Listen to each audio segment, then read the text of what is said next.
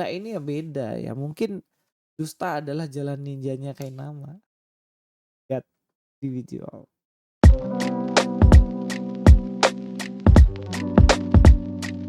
Assalamualaikum, selamat datang kembali di channel ini. Nah, hari ini kita akan bahas ya soal orang yang tidak tahu diri dan tidak tahu malu.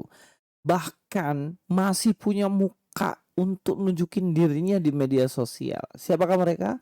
Dua orang, Upin Ipin, yaitu Kainama dan Aristo. Kita lihat aja dan kita akan bahas kenapa saya mengatakan hal seperti itu. Jadi kembali lagi ke case sebelumnya. Case sebelumnya kan ketahuan bahwa Kainama ini tidak pernah menjadi seorang pendeta di GPIB. Dia juga tidak pernah pergi ke luar negeri, baik itu mungkin di mana itu, di Belanda ataupun Jerman ataupun dia ke Israel, Haifa. Itu nggak ada sama sekali. Kenapa? Buktinya apa? Saksian yang diberikan oleh teman-temannya dulu. Ternyata orang yang ngakunya pendeta besar ternyata hanya asisten kor saja. Ya kalau kayak gitu ngaku-ngaku gede, nah, kemudian kebongkar kebohongannya, ternyata dia tidak tahu diri dan tidak tahu malu. Dia mengatakan bahwa Andre Tunggal kalah dan dia mengatakan bahwa dirinya menang. Kayak nama. Nah, kita akan lihat dalam bagian ini. Kemudian sebelum itu kita lihat ya di media channel ini ya Risto yang tidak tahu malu juga ini. Kalau dilihat di sini dia bikin video dengan judul thumbnail seperti itu, kok serang pribadi, bantah dong datanya, tak sanggup lagi, sanggah saya perbesar ya ini. Kira-kira sini thumbnailnya. Tak sanggup lagi sanggah data, jurus serang pribadi jadi solusi, teori sampah. Anak orang dituhankan ya. Teori sampah dia bilang, tak sanggup sanggah data. Dia ini bikin thumbnail, ini kira-kira dia pakai data nggak ya? Ketutup ya, ini kayaknya ketutup video saya. Nah, tak sanggup lagi sanggah data, jurus serang pribadi jadi solusi. Nah, bikin thumbnail ini Aristo tuh pakai data nggak sih? Aristo, kalau kamu pakai data, kamu nggak akan berani nulis thumbnail ini. Sebab video kami puluhan bahkan ratusan itu bahas Kainama itu pakai data. Serang data dia gitu. Jadi apapun yang diomongkan Kainama itu barang receh seupil ini untuk luruskan Kainama itu. Kainama itu menjadi orang yang pintar di kalangan orang-orang seperti kalian. Gitu loh. Kalian anggap oh Kainama pintar sekali, itu di antara kalian. Di antara kami argumentasinya receh gitu loh. Segede upil ini. Salah semua. Kami sanggah dengan baik-baik itu datar. Tolong ambil salah satu video kami, kemudian luruskan pakai datamu. Di sini kamu mengatakan tak sanggup sanggah data. Siapa bilang tak sanggup untuk pakai data untuk sanggah Kainama? Itu namanya kamu mengalihkan isu. Juru serang pribadi loh. Sekarang gini ya. Kamu melarang untuk kita serang pribadinya, sedangkan dia pakai pribadinya untuk nipu banyak orang. Nah justru itu hal yang penting. Dia pakai data. Dia bilang, aku lulusan Israel, aku lulusan Jerman, aku seorang pendeta GPIB. Dia pakai pribadinya boleh. Ya, menurutmu toh. Menurutmu kayak nama pakai pribadi jadi kebohongan boleh. Kemudian ketika kita luruskan, kita tunjukkan kebohongan kayak nama, kemudian kamu bilang, ah serang pribadi. Nggak tahu malu Anda ini. Jadi gini, saya kasih tahu kamu ya. Kalau misalnya kamu tidak mau orang serang data, orang serang pribadinya, ya jangan-jangan bawa-bawa pribadi masuk ke dalam ranah media sosial. Orang media sosial kok bagaimana sih dirimu ini? Nah, kamu juga bilang katanya, janganlah gosipin, masa jadi akun gosip. Lah tiap hari dirimu dan Kainama itu bergosip tentang Yesus Kristus, bergosip tentang agama Kristen, Bergosip tentang Alkitab, dirimu agama apa, Aristo?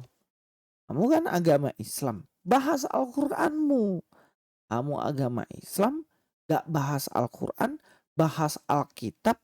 Begitu kita bahas dirimu, itu udah marah-marah.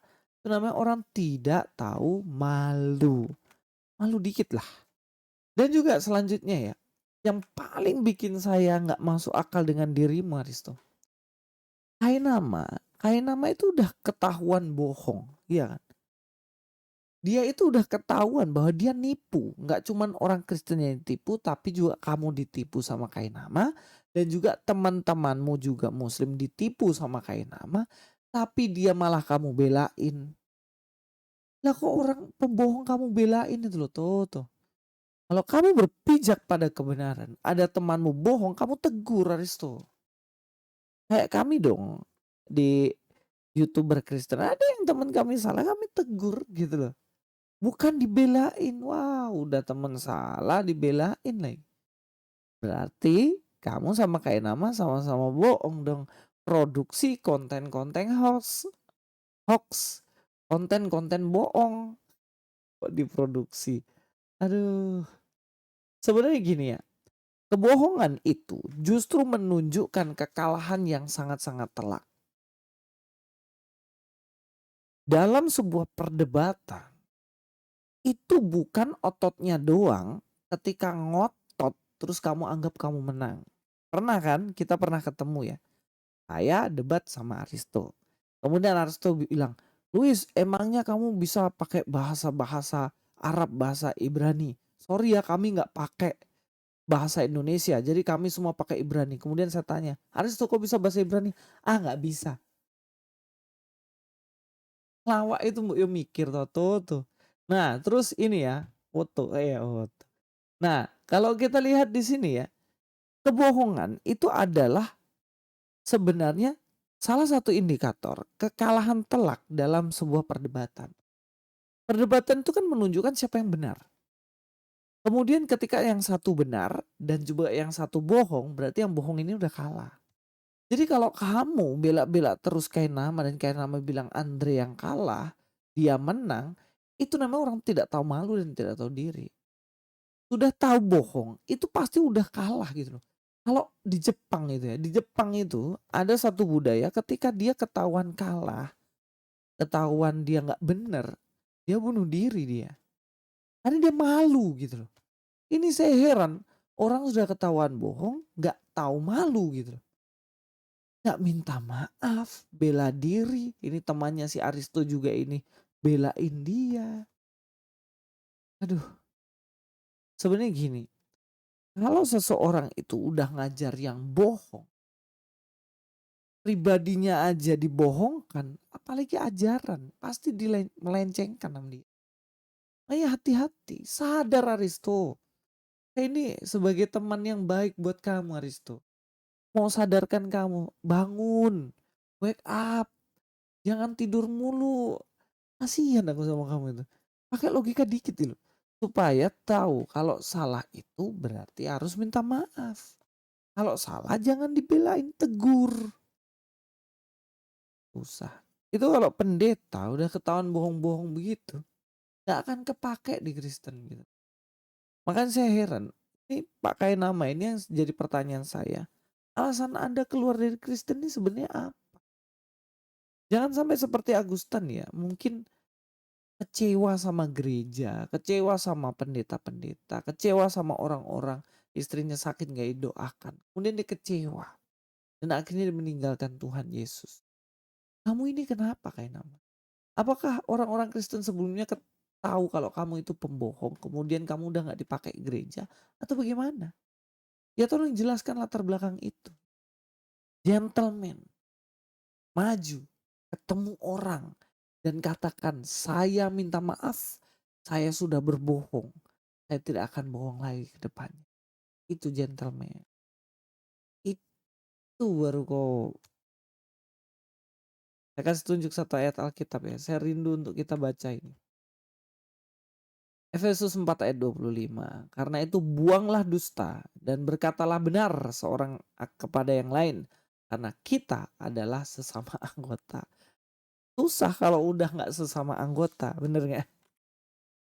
Susahnya apa?